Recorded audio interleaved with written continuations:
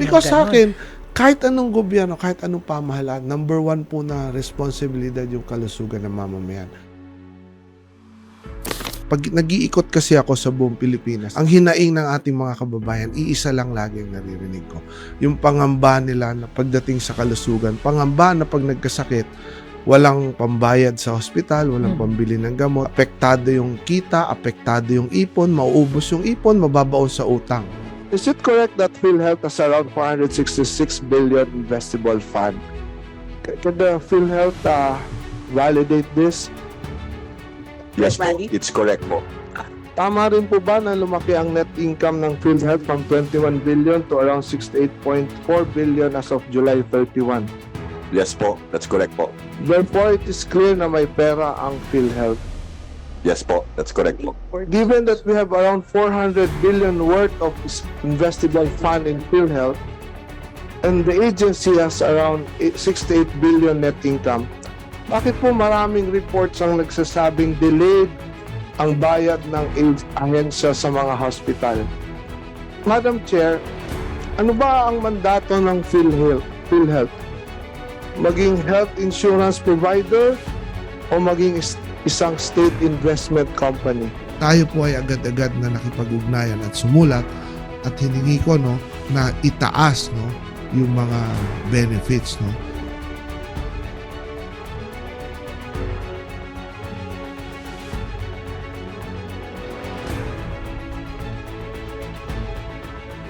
Kaya sinasabi ko, ang daming sakit, ang daming case rate na hindi pwedeng 30% lang. Kailangan itaas pa natin.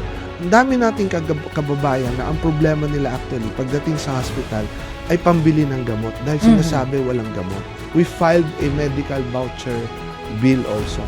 Yung bang mag-i-issue ang ating pong pamahalaan, ang ating DOH, ang ating pong hospital na pag wala silang hospital, bibigyan po ng guarantee letter.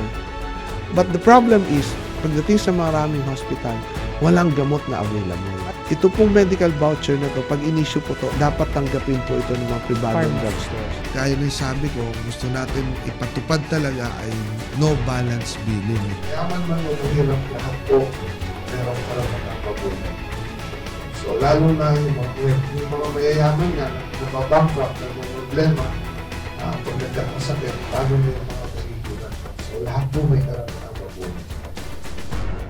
Inihain ng mambabatas ang House Resolution number 1623 na inikait naman ng PhilHealth na isamang optometric services sa kanilang benefit packages.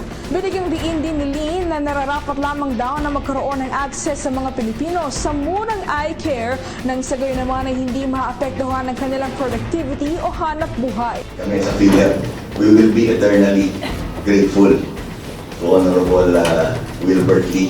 Kasi yung pagka-file ng bill niya, tsaka yung pagka-mention niya, ang dami-dami niyang pera. You have to start thinking of the benefit package increases.